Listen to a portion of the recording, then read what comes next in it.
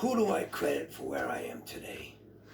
Um, there's going to be multiple answers to that one because, as the saying goes, it takes a village, and it took a pretty big village to get me to where I am today. Um, I'm going to start with my wife when she found out that I was using heroin. Um, I expected her to throw me out and lock the bank account and everything else. And she didn't. She was really empathetic and just tried to stand by me and, talk to me about getting help. Because at this time now I was a grandfather. I have a son and a daughter, and they had got wind of what was happening. So everyone pretty much came beside me, and I made the conscious decision to go get help.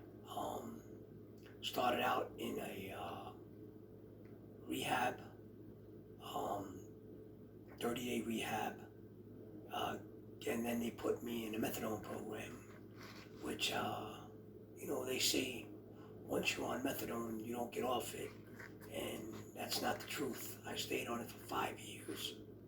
Um, they kept me at a low dose, and then after about 5 years, I said I wanted to start weaning off the methadone because it was like replacing one thing with the other, because you can get just as high off methadone as you can heroin.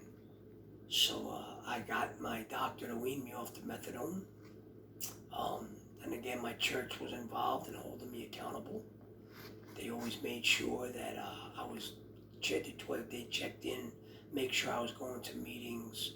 Um, there were men in the church that went through what I went through, and they kind of mentored me, and told me what to expect, um, especially getting off the methadone, because even if you're on a low dose, when you're taking it for years, you're going to go through withdrawals.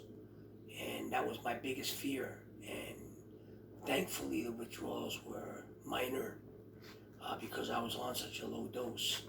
But many people were instrumental in getting me to where I am today, which is a happy place. Um, it feels good to be drug free. It feels good to spend my money on good stuff. I wish I could get all the money I spent on drugs back. I'd probably have a mansion, but it's a good feeling living a sober life, and even now helping out others who are active users, and trying to reach out to them and talk to them. Sometimes people see me and they misconstrue me for a cop or fireman or something like that, and I'm not like that at all. I grew up in the streets. I grew up in the drug life. So once people hear my story, they generally relax and open up a little more, and that's been a driving force to helping me stay sober, is by helping others. So there's a lot of people I'd love to thank. Some of them I never got to thank, that even though they were a big part of my recovery, and some I did. But like I said, I'm in a happy place today. I'm sober, drug free, and I pray it continues this way. And that's who gets the credit for me being sober.